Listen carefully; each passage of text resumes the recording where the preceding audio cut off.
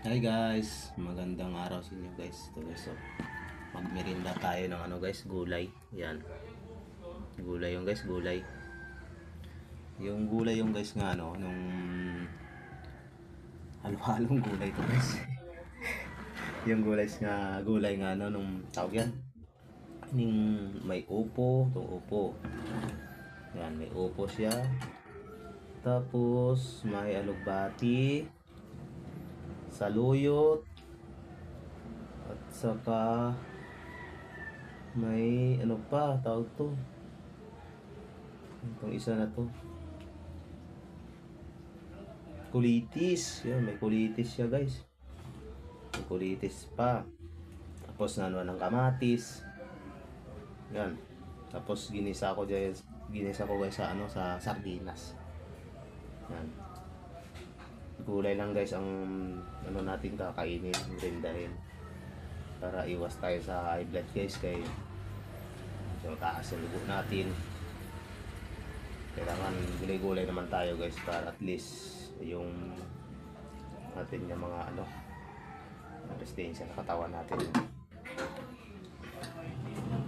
Yan, mga cholesterol kasi guys pag sa karne, dyan ang kinukuha.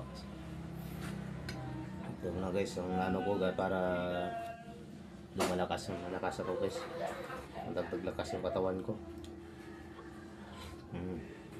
Kanina itong tanghali inulam namin guys, ininit ko lang ngayon na hapon para ito mamerindahin ko guys, para may laman ang tiyan natin sa gulay. Mamaya na tayo kakain kanin, gano'n. Pero kung kain tayo kanin mamaya, ano lang yan guys, maintain konti lang. Siyempre napapagaring pa tayo eh. So guys, kain tayo gulay guys.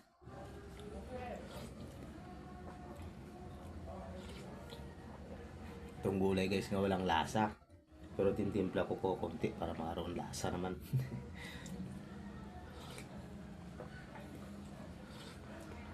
Bawal kasi ako guys sa karni, mga baboy bawal kasi ako, mga manok bawal ako guys, baka bawal ako, mga mantika yan guys bawal yan guys, mga pinaritong ano bawal. Kailangan natin sundin yung tayong kadoktor para naman sa kalagayan natin sa katawan.